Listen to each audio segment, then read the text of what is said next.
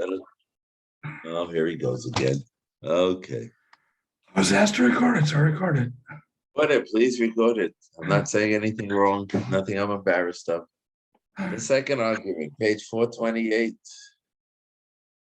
Okay, we're talking, he's dealing, and we're really at the end of the Sefer. He deals with the thing the people he calls the Baal Mishkonos, that they want to take a mashkon from Hashem in order to serve him. They say, Hashem, first, fill my bank account. I need some collateral. I can't just go start. How am I going to feed my family? How am I going to make a living, pay the rent? So first of all, Hashem, take care of that, and then once we got that, then we're going to go and serve you. Right? The people want my money, my mina. So first of all, his first argument, if I remember correctly, was you can't ask someone doing you a favor to give you a collateral. Someone who is doing you a favor can ask you for collateral. Someone's giving you a loan can ask you for collateral, but you can't ask him. Someone wants to give you a gift, you say, well, in the meantime, give me a collateral until you give it to me. Hello. You can't do that. If I remember, that was the first that he said. Now he's saying, we're on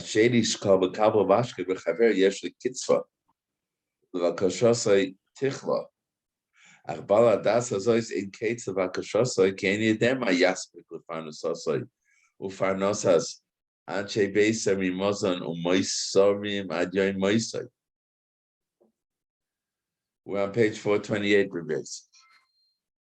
He says the second argument is that when you take a pledge, you take as a security, let's say for a loan, there's a limit to it.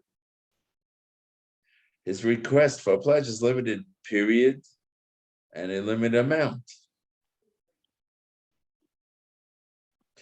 Says, let's say I'm selling you merchandise worth $100, but I don't know you. So I say, leave me a gold watch. You made your payment, I'll give you back your watch. I know my merchandise is worth $100, and your watch more or less approximates that. But suppose I don't know what I'm going to sell you. The man comes in the store and I say, leave me your watch. The man says, what for? You might be buying a box of toothpicks. So, or the opposite, he might be buying a house full of furniture, so a watch wouldn't be good enough. Lend you $1,000 to be repaid in 3 months. I may ask you for a pledge to guarantee repayment of that $1,000 at the end of the period. But if I don't know what I'm going to lend you, how can I ask you for a pledge? So he says, therefore, I cannot ask Hashem for security in advance because I don't know how much I'm going to demand of him in order to serve him. He says like this, because there's a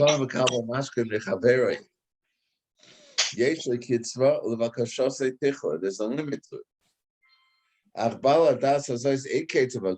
But this person who wants what he translates the Bala Mashkonis security mentality, there's no limit to what he's going to ask for. He doesn't know what's going to be enough. How much is he going to need for his parnasa? And how much he needs for his family. For the food and Maisarim, the other things, until they die.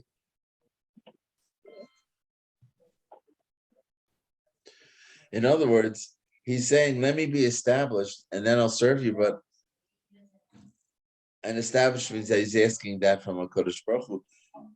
How much is he asking for? He doesn't know what he's asking for. Whenever Hashem says, well, no, how about starting to serve me? I gave you. He says, I'm not finished yet. I don't have enough. Look, my great-grandchildren aren't married yet either. And Hashem will conclude at the end, he'll never serve me. Says haLevavos, even if he has far more money than he needs, like Tunuach Nafsha, he doesn't feel yet secure. Because the ultimate amount is hidden from him. He doesn't know how long he's going to live. He doesn't know how much money he's going to need for himself, for his family, for his children, for his grandchildren. So therefore, he never reached the point he says, oh, I have enough. Now I'll serve you, Hashem. The ultimate amount is hidden from him. The measure of their lifespans is hidden. She's foolish in what he's asking. He doesn't have an amount. You asking for collateral. How much are you asking for? And therefore, he says that that's another reason why this argument is foolish. You can't come and say to someone, "Give me collateral." You can't. You don't tell them how much you want. And number three, unpaid debt. So Rav Miller gives an introduction to appreciate the third argument. Imagine going to an acquaintance and asking for a loan. So the guy says, "I'm willing to lend you the money if you guarantee it by giving me a gold watch as a pledge." So you say to him, "What do you mean? You yourself still owe me money from before. And it's more than I want to borrow from you now. So where do you get the nerve to ask a pledge from?" Okay. He says, you respond to the guy, "You really owe me money. Now I'm being a nice guy. I'm not asking for it. Now I'm asking for a loan."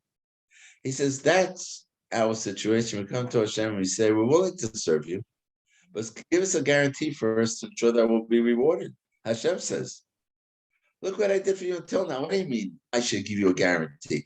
I have a track record.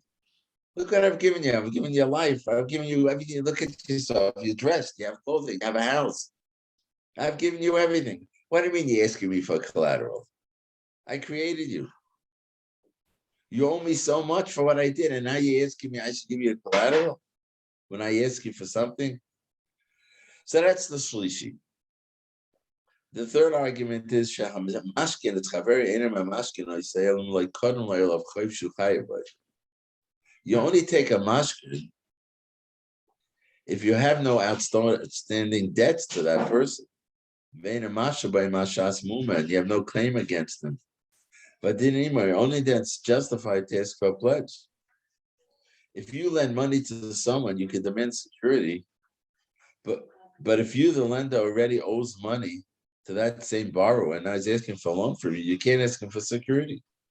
But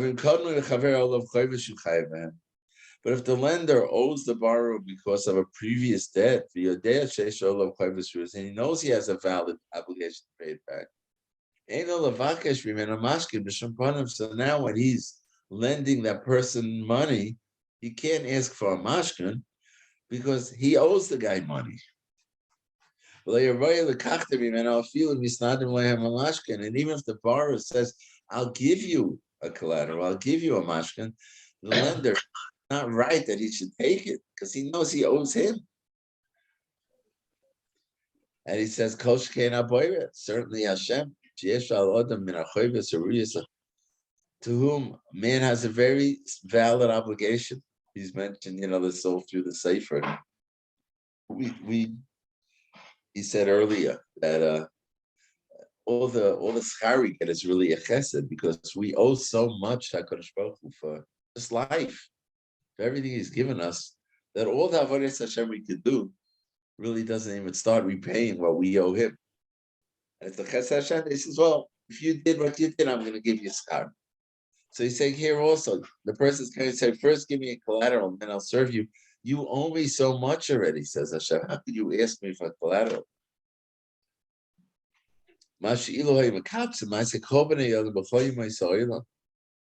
He says, if all the good deeds of all the people who ever lived or gathered together and credited this to one individual,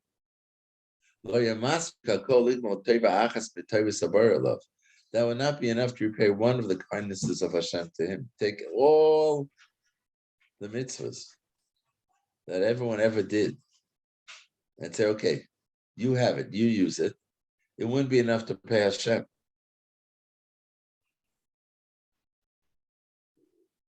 The mere fact that Hashem gave him eyes is such a wonderful thing that all the mitzvahs that all of mankind ever did in the entire history of the world would not be enough to repay him, says Rav Miller. Says haLevavos. The gifts Hashem gave us are so great as though that you can't put a price on. Right? It'd be a foolish person who would, be willing to poke out his eyes for a price. I mean, and he should be blind the rest of his life. You can't put a price. So how can this arrogant person not be embarrassed? It's brazen individual. Yaktim Teves Kedo is that he should grant in advance more stuff. In addition to what he's done to him already. And this will only put him deeper in his obligation and debt to Hashem. And perhaps he'll never be able to pay back what he's saying he's going to do because his days will be over and his life will be ended. So Ramila says, so the first question when someone asks for a pledge from Hashem is, what about paying back what you owe Hashem from before? How could you undertake to promise him to do more in return for a new pledge? But if you never live to pay back, well, then you're obligated to pay for the old pledge. And therefore, to ask for mashkin, again, the mashkin being Hashem, give me a big fat bank account, and then I'll sit and I'll learn and I'll do everything. Give me that advance. Because it's a chutzpah. He says, one of the Hasidim used to say to people, Bnei Adam, people, is it possible Hashem will hold you responsible for the mitzvahs you didn't do yet and require you to perform tomorrow's duties today? Obviously not. Tomorrow I could do tomorrow's mitzvahs. I can't do them today. And similarly, he doesn't demand from you to pay what you're going to have to do in a year or two. Hashem won't hold you responsible for not doing mitzvahs of Pesach when it's still Purim, or the mitzvahs of Pesach a year from now. So how could you expect Hashem to reward you for mitzvahs you haven't done yet? You're saying, give it to me now. I'll serve you tomorrow. I'll serve you when I have enough. How could you ask him to do that? You didn't do them yet. Omrullah, they would answer him, no, of course not. Hashem can't expect you to have done the mitzvahs of tomorrow.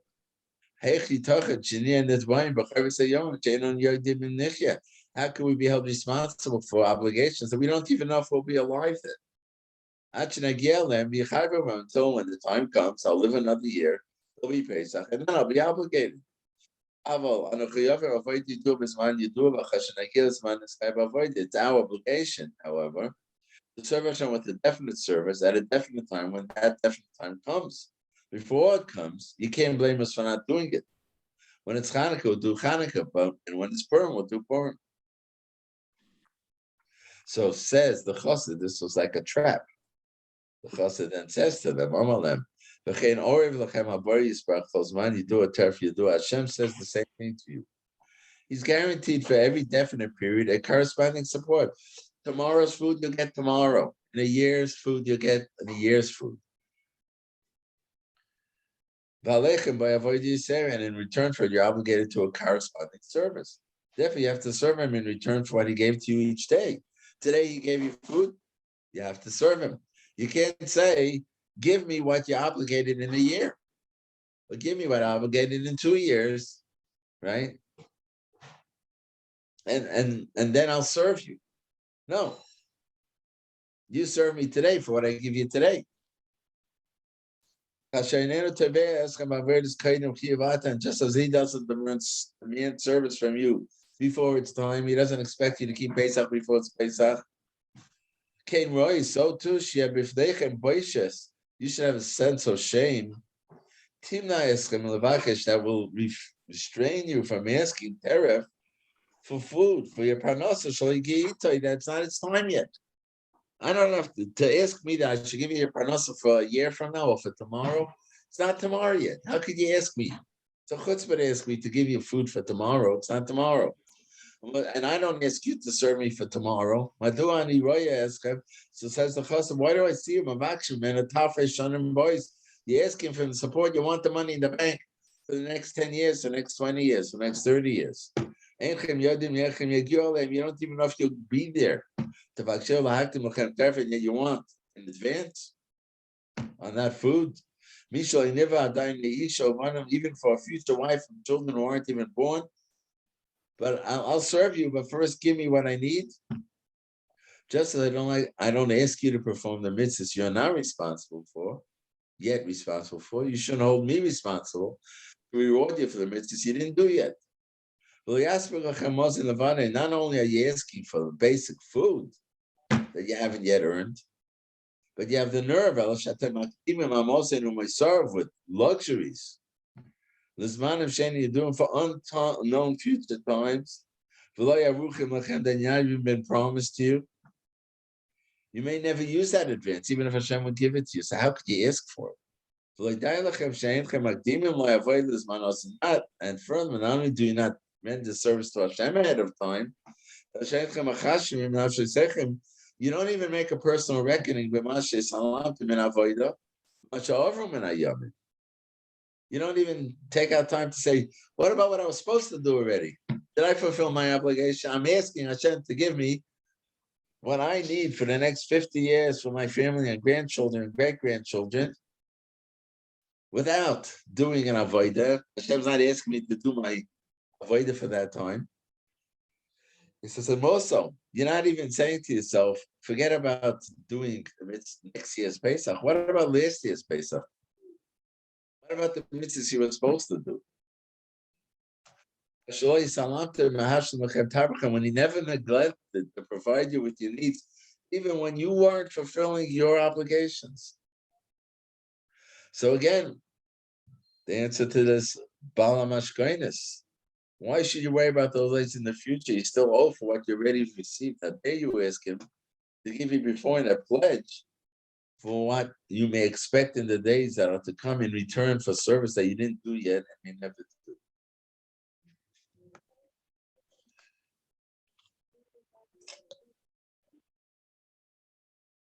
Okay, it says over here of Miller. Whoa. 2 pages long. He says, before we go on, we have to understand a little more. What kind of avoid is Hashem asking that the Chovos HaLevavos is referring to? So he's not talking about a person who says he won't put on tefillin until he has enough money. And we're not talking about that. That's not.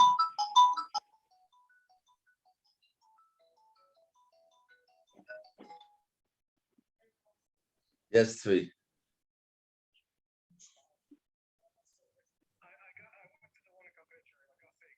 Okay. There should be something down a little further down. Tahar, no. Yeah. Keep your eyes on the right side, same side of the street. Sorry. Okay. Excuse me. So what he says, we're not talking about a person who says, I'm not going to put on tefillin until you give me enough money, or I won't keep Shabbos. We're talking about a person who keeps everything anyhow. Refusing to keep the mitzvahs is out of the question. Chovos HaLevavos is in mind a lifetime career of service to Hashem. In addition to our daily program of keeping the mitzvahs, which every man and woman is expected to keep, he expects yourself to devote yourself to a service, a certain kind of an effort called avodas Hashem. Chovos HaLevavos expects you to undertake that endeavor without any advance promises or guarantees. Discussing a kind of avodas Hashem that a person has said he's willing to undertake on condition that Hashem puts down a pledge or deposit in advance. But the Chovos HaLevavos is ridiculing him and say, how could you ask for a pledge before you start doing avodas Hashem? So, says Ramona, so what is avodas Hashem? We're not talking about someone who says, I'm not going to keep Shabbos until you give me a prayer. I'm not going to put on tefillin. What is the minimum of avodas Hashem less than which nobody can feel has fulfilled his duty? The answer that will jump at you from these pages, that's a matter of learning to thank Hashem for everything.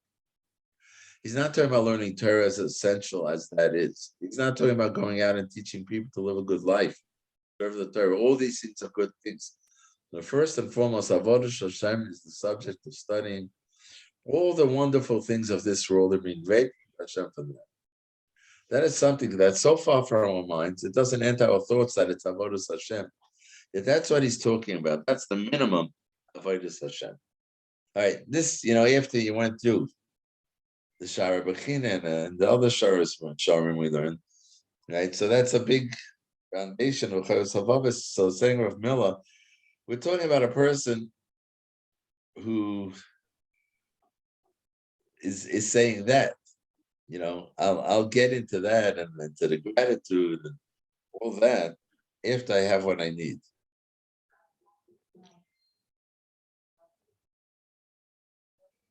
A person has to be willing to devote his head to that. This is by the What Rebbe is Milner. what is the distinction? What's the distinction being made here? He's saying the distinction is we're talking here about someone who is putting his quote unquote avodas Hashem on hold until he gets what he needs. He's saying that doesn't mean someone doing the practical mitzvahs. Not the person's not saying, I'm not going to daven, I'm not going to take lulav and esrog, and sukkah until you give me. He's willing to do all those things. But what he's not willing to, he's saying, is not to devote himself to avodas Hashem. And Rav Miller is saying the basic avodas Hashem is the gratitude, spending time, thanking Hashem for everything done for us. He says that's the minimum avodas. More of like a Chovos haLevavos type of thing, I guess. A person has to be willing to devote his head to the ideas of how fortunate it is that he had breakfast today. Right? How many of us sit down for breakfast? We might even make a bracha. I mean, not we might. We certainly make a bracha.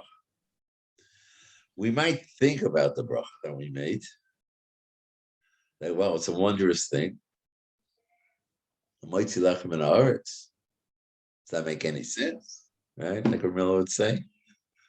You put a little seed into the mud, you make a good mud bath, and something grows that's nutritious, and you can make it into bread, and now I'm eating it. It's like the most ridiculous thing that should happen. So your mamash, when you say you appreciate the thing. Do we take it to the next step? Thank you, Hashem. This is not a given. Who says I should have breakfast? Who says I should have cornflakes? Who says I should have the egg? Thank you, Hashem. It's not a given. It's not, it associates me to at the beginning of Mishnah Berurah, right? Roganovsky this. In the Bir Halacha, he quotes, I think, from Yerushalmi, that in the morning you have to say, thank you, Hashem, that I woke up and I saw you see the sun go up. No? Yes. There's like, and then there's I think for Mincha that you say, like for the most basic things of nature, that the sun went up, the sun goes down. I don't remember the exact. He says it's something you're supposed to say. There's some Siddurim, not many, that have it printed in there. A little like, Ribbono Shel Olam or something. It's such a normal thing for us. You get up in the morning, you wash your hands, daven, and you sit down and eat breakfast. To really thank Hashem for the breakfast. How fortunate is that he slept last night. It's a nest. Sleeping is a nest. How fortunate is that he has a pair of pants. How fortunate is that the sun is shining. How fortunate is that the wind is blowing. Yet all these things are so silly and so meaningless to the world in general. It doesn't enter his mind that's called avodas Hashem. Nevertheless, the Chovos haLevavos says this is the minimum that's expected of a person. So if a person says, I'm willing to do that, I'm willing to devote my life to thinking of these things, but first give me all I need for the future. Then Hashem says, no, I pay you every day for what you do. So if you utilize your life to thank me, I'll give you bread and you'll thank me for the bread. If you utilize your life to thank me every day for your health, I'll give you health. But we're told that he doesn't guarantee it ahead of time. So just as we're not expected to do mitzvahs ahead of time, right? So we can't expect to have a guarantee of health or a guarantee of parnasa. Now we have a little bit of a picture of what he's talking about. Without this understanding, people learn Chovos haLevavos and don't understand what it's all about. Now, I don't know what's wrong with saying that's what's very common, that I'll sit and learn. Right now I can't afford to sit and learn, but I'll sit and learn when I have a parnasa, when I'm ready to retire, when I have a pension, then I'll dedicate my life. You know, but he doesn't want to seem to accept that here.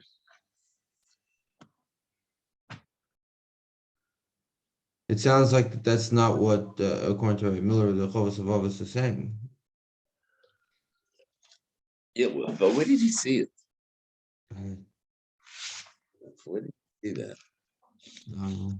It's like he understands it because I don't know. Like I think we would agree with him. And we're not talking about a person that says, I'm not gonna put on tzitzis, until I have a nest egg.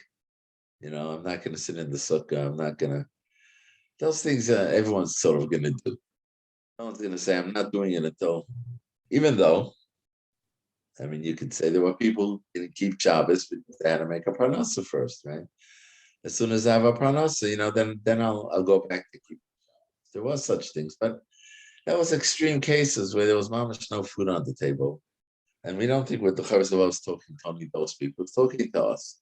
I do hear, what Rav Miller is saying is to say that we're not talking about a person who's not keeping the basic structure of Torah and mitzvah. Saying, I'll get to that when I put away enough money and I know my parnasa, and right now I have no time for that. But on the other hand, where does he see that this is what avodas Hashem is? Chovos haLevavos is discussing. Unless you say that he understands that's what the Sefer is all about. That's what we talk about when we say avodas Hashem. This is great. I mean, it's certainly a thread that's been brought up time and time again in the Sefer. Maybe that's how he's understanding. So let's see what he says. It's just so maybe we'll just leave this for tomorrow. All right, we'll continue tomorrow. It's Hashem. Yeah.